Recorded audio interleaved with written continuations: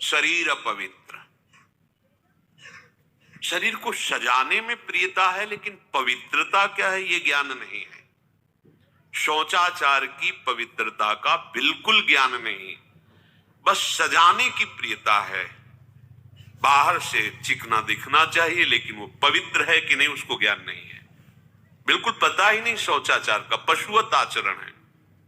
देखने को मिलते हैं खड़े खड़े लघु शंका कर रहे हैं, मुंह में बीड़ी ऐसे, वही जनेंद्री को छुआ ऐसे कर, ना हाथ धोना, ना आचमन करना, न पैर धोना, बिल्कुल पशुता का आचरण है। भला पवित्र शरीर है तो मन तुम्हारा पवित्र कैसे हो सकता है? तुम्हारे आचरण अपवित्र है, तुम्हारा शरीर अपवित्र है। शौच गए वैसे ही, जैसे हाथ धोया उससे साबुन से बस ऐसे निकल पड़े, कपड़ा वैसे सब अपवित्र, पूरे घर में वो पूरा घर अपवित्र। तो समझते हैं कि हम बहुत स्वच्छ, बहुत वीआईपी है। वीआईपी का मतलब बहुत अपवित्र हैं, उनको ये ज्ञान नहीं। और एक रंग चढ़ा है नए समय में, जूता मोजा पहनकर भोजन पा रहे हैं।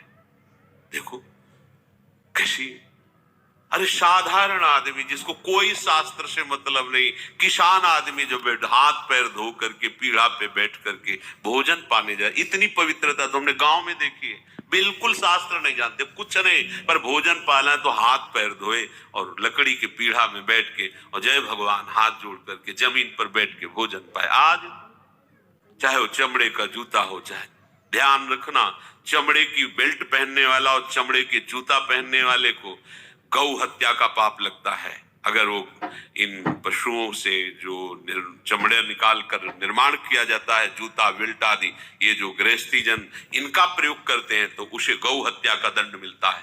क्योंकि आप पहनते हैं, उसमें आप सहयोगी हुए, आप उसको प्रोत्साहन बढ़ा रहे हैं गौ हत्या का।